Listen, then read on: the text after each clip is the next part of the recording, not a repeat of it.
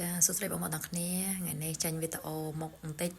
ដោយសារចង់ប្រាប់បងប្អូនទាំងអស់គ្នាថាចានេះអីវ៉ាន់របស់ខ្ញុំធៀមចេញជូនម៉ួយថ្ងៃហ្នឹងណានេះគឺច្រើនខ្លាំងមែនតែននេះខ្ញុំយកទៅលក់បន្តហើយនេះបងប្អូនចាំមើលនៅការ៉ូខ្ញុំណានេះបងប្អូនមានឆ្ងល់ហ៎ថាមិនបានមានរូបនេះហ៎ដោយសារតែភ្ញៀវគាត់កំងឃ្លោកគាត់កំងឃ្លោកនាំសំណាងណាឃ្លោកបែបនេះបងប្អូននេះនេះឃ្លោកបែបហ្នឹងណាតែគាត់កំងដើមអ្នកបយូរហើយឃ្លោកហ្នឹងគឺផ្លែធំធំគាត់កំងចំនួន2ម៉ែត្រហ្នឹងគឺ2ខ្សែយកទៅដាក់កន្លែងឡាយលក់គាត់ថាតាំងពីនាំទិញឃ្លោកនាំសំណាងហ្នឹងទៅគាត់លក់ដាច់ខ្លាំងមែនតើឥឡូវហ្នឹងគាត់ទិញឲ្យបយូរទៀតនិយាយទៅយកបងប្អូនទាំងគ្នានិយាយទៅយើងតតែមានជំនឿខ្លះដែរយើងទិញឃ្លោកនាំសំណាងទៅដាក់ផ្ទះអញ្ចឹងទៅបានវាហេងវាអីអញ្ចឹងណាលក់ដាច់លក់អីអញ្ចឹងទៅអញ្ចឹងឥឡូវភ្ញៀវកំងថែម2ម៉ែត្រទៀតទេបងប្អូនចាំមួយទៀតឲ្យភ្ញៀវគាត់កំងផ្កាឈូកហ្នឹងមានពណ៌ផ្កាឈូកនេះលេខពណ៌ស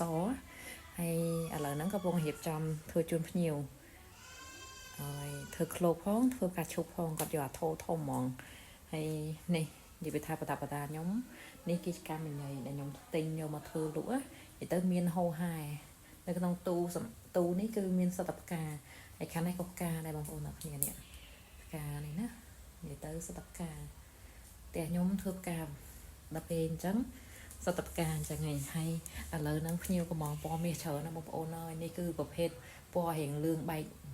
កល្មៀតណានិយាយទៅម៉ូដថ្មីពណ៌មាសដោយសារឆ្នាំក្រោយគឺត្រូវប្រើពណ៌មាសច្រើនអញ្ចឹងខ្ញុំទិញច្រើនមែនតើសម្រាប់ចូលស្តុកលើកនេះហើយធ្វើឃ្លោកជូនភ្ញៀវហ្នឹងក៏ធ្វើពណ៌មាសដែរភ្ញៀវកំងពណ៌មាសដើម្បីឲ្យដាក់ទៅកាន់តែហេងខ្លាំងអញ្ចឹងបងប្អូនចង់បានអាចកំងបានណា page របស់ខ្ញុំគឺសៀវជូហើយកុំភ្លេចជួយ subscribe my channel YouTube ផងណាចាសួស្តីបងប្អូនទាំងគ្នាឥឡូវឃ្លោកនេះភ្ញៀវគាត់កំង2ម៉ែត្រហ្នឹងឥឡូវខ្ញុំចាប់តាមធ្វើផ្លែឃ្លោកជូនគាត់ហើយខ្ញុំចាប់តាមធ្វើជូនគាត់ដោយសារថ្ងៃនេះថ្ងៃអាទិត្យតនេហើយថ្ងៃនេះចេញវីដេអូមកជាងច្រើនតិចដោយសារតែបាន make up អីអញ្ចឹងណាហើយនេះប្រភេទឃ្លោកតូចយើងញ៉ាំតិចយើងអាចដាក់តាំងលើតុកន្លែងធ្វើការអីបានឃ្លោកនេះគេហៅថាឃ្លោកនាំសំណាងណានិយាយទៅភ្ញៀវគាត់កំងឃ្លោកនេះមកធររៀងធំតែឥឡូវគាត់ដាក់ញ៉ាំបញ្យួរម្ដងហើយឃ្លោកនេះគឺផ្លែធំជាងឃ្លោកមិញណាដោយសារភ្ញៀវគាត់កំងធំជាងអញ្ចឹងបើសិនជាបងប្អូនចង់កំងឃ្លោកធំប៉ុណ្ណាអាចកំងបាននិយាយទៅធ្វើតាមទំហំភ្ញៀវដែលចង់បានហ្មងណានិយាយទៅអើយនេះយើងមើលទៅដឹងថាខុសគ្នាព្រោះឃ្លោកនេះរៀងទូចទេនេះវាឃ្លោកនេះរៀងធំណានេះអញ្ចឹងបើសិនជាបងប្អូនចង់បានឃ្លោកនាំសំណាងអាចកំងបានណាអរគុណច្រើនចាំបងប្អូនទាំងគ្នានិយាយទៅពេលខ្ញុំធ្វើឃ្លោកធ្វើ